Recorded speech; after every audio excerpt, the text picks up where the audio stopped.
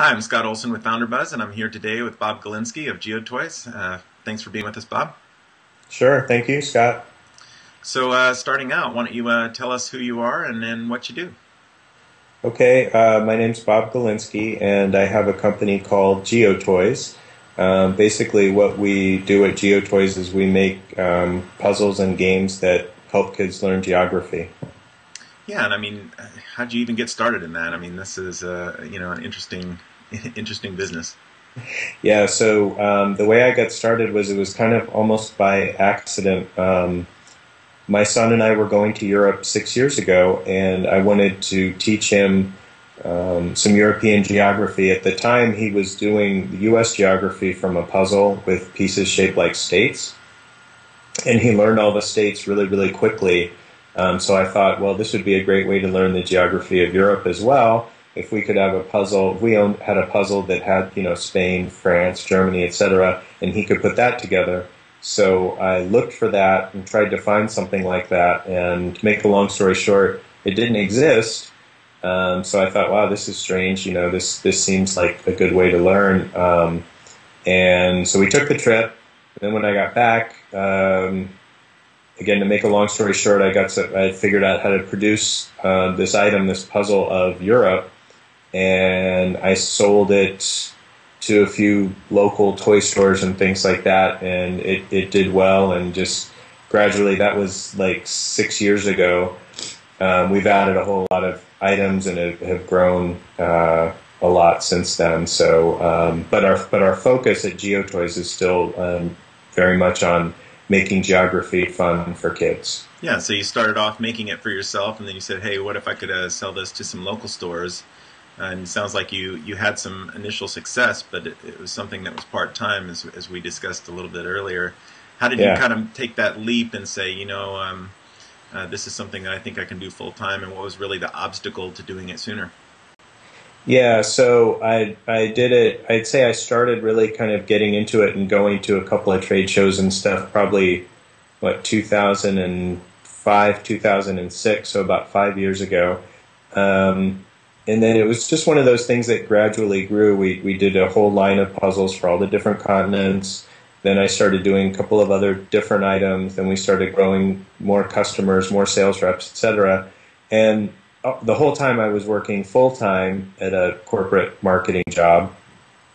And I'd say it basically last year was the year that we grew enough and were busy enough that I could contemplate really doing it full-time, making enough money to do it full-time.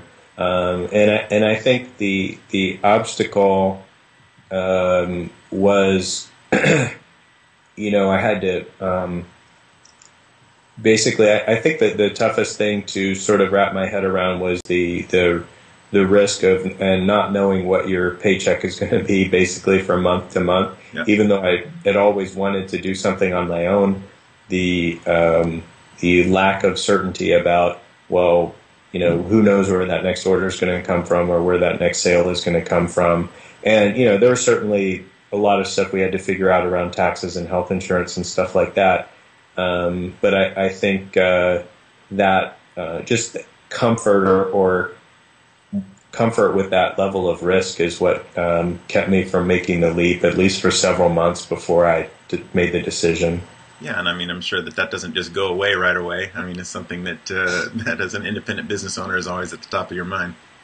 Yeah, and it's just kind of different. I think what I try to, I guess the advice that I've gotten is very much, live in the present. Don't worrying about the future or what you've done in the past isn't very productive, right? So do what you can in the present, and there's a lot of stuff that, frankly, you can't control, and just do the best you can. And if things go south, you deal with it when they do. But so far, knock on wood, for the first few months here doing this full time, it's been really great, and a lot more opportunity, obviously, to help a business grow when you're doing it full time rather than doing it part time. Yeah, absolutely. Yeah, and it's a great opportunity. Also, I've been able to spend a whole lot more time with my kids and things like that. which a lot of people say, but it's true. You know, it's great to be able to work at home because you do have that time, and trying to do two jobs at once, you really, at least I did not have much time at all for the family, and that was getting to be a real tightrope there and stressful. So on the one level, I guess it de-stresses because you can focus more on what you want to focus on, and you're not just going crazy having to juggle things all the time.